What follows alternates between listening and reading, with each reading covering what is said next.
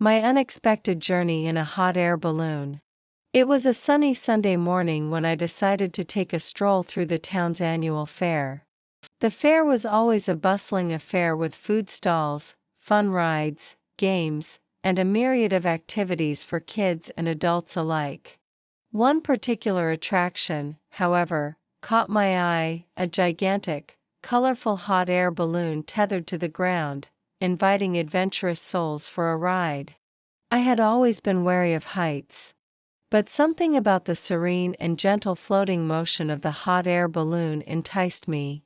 Perhaps it was the challenge of overcoming my fear, or maybe it was just the sheer beauty of the balloon against the bright blue sky. On a whim, I decided to give it a try. After receiving a quick safety briefing, I and a small group of passengers climbed into the basket. The pilot, a cheerful man named Henry, began releasing the ropes. We could feel the balloon slowly lifting, the ground receding beneath us.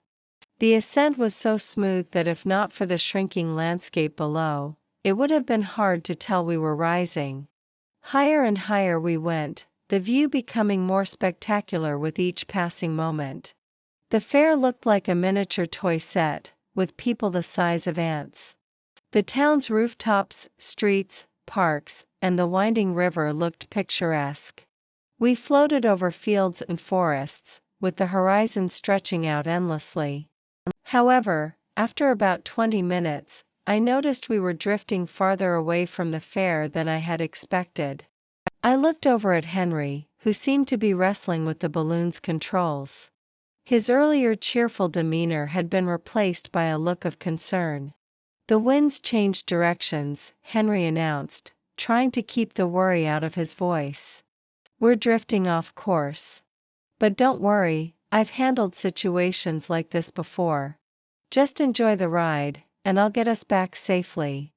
Trying not to panic, I took deep breaths and focused on the scenery. The beauty of the world from above was genuinely mesmerizing, even if our journey had taken an unexpected turn. We drifted over a large lake, its water shimmering like a vast mirror, and past mountains with their peaks hidden in the clouds. Hours seemed to pass, and as the sun began to set, the sky transformed into a canvas of oranges, purples, and pinks. While the view was breathtaking, the thought of being stranded in the balloon overnight was daunting. The other passengers whispered among themselves, anxiety evident in their voices. Suddenly, Henry shouted, pointing below.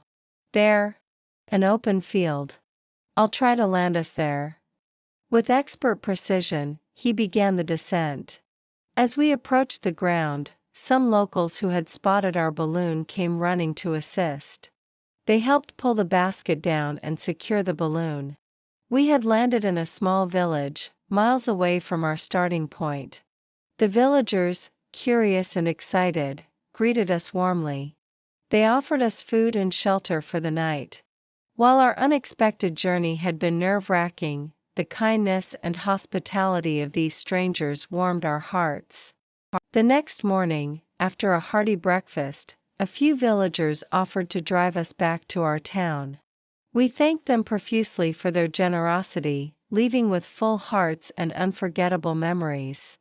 The journey had taught me several things: the importance of facing one's fears, the unpredictable nature of life, and the boundless kindness of strangers.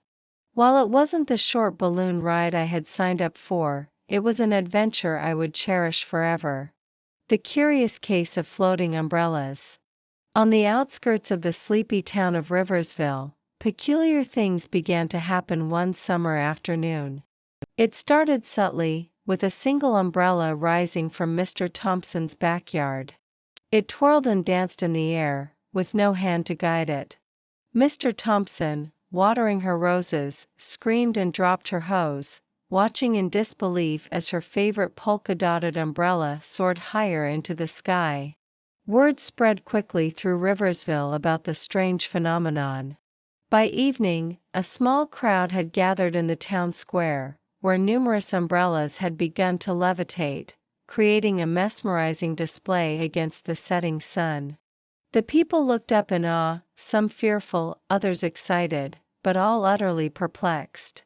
Sarah, an inquisitive 12-year-old with a penchant for mysteries, watched the scene unfold with growing curiosity. She noticed that only specific umbrellas with vibrant colors or unique patterns took to the sky, while the plain ones remained grounded. Determined to uncover the reason behind this odd occurrence, Sarah began her investigation. She first approached Mr. Carter, the town's weather expert, who was observing the umbrellas with his equipment. "Mr. Carter, do you think this could be some new kind of weather phenomenon?" Sarah inquired. Mr. Carter adjusted his glasses and replied, "My dear, in all my years of studying the weather, I've never seen anything like this. It doesn't seem to be related to any atmospheric conditions." Unsatisfied with this answer, Sarah turned her attention to Mr. Green, the town's librarian and historian. Mr. Green was busy flipping through old town records when Sarah approached. "Mr. Green, have there been any records of such events in Riversville?" After pondering momentarily, Mr. Green said, "There are tales, passed down through generations, of a time when magic was believed to be real. But there's no concrete evidence. Just stories, my dear." Sarah was even more intrigued. Could magic be behind the floating umbrellas? The following day, more umbrellas took flight. The townspeople were both excited and concerned. Some tried to tether their umbrellas to the ground, while others let them float freely, enjoying the spectacle. Sarah, meanwhile, had a theory. She remembered an old legend her grandmother once told her about a magical creature that loved colors and would sometimes play tricks on the villagers by making colorful objects fly. Could this creature be behind the floating umbrellas? Determined to find out, Sarah and her friends decided to camp out in the town square that night. Armed with flashlights and snacks, they waited. As midnight approached, they heard a soft, melodious humming. A glowing figure, no bigger than Sarah's hand, flitted between the floating umbrellas, touching each one gently. The creature noticed the children and landed gracefully in front of them. "Why are you here?" it asked, its voice as soft as the wind. Sarah replied, "We wanted to know why the umbrellas are floating." "Are you doing this?" The creature smiled, "Yes. I am a color sprite. I love bright colors, and these umbrellas reminded me of the vibrant flowers in my world. I only wanted to play and make them dance."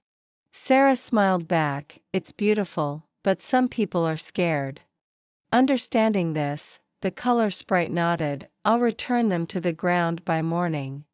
True to its word, by sunrise, all the umbrellas were back where they belonged. The town buzzed with stories of the magical night, and while some dismissed it as a dream, others, like Sarah and her friends, knew the truth.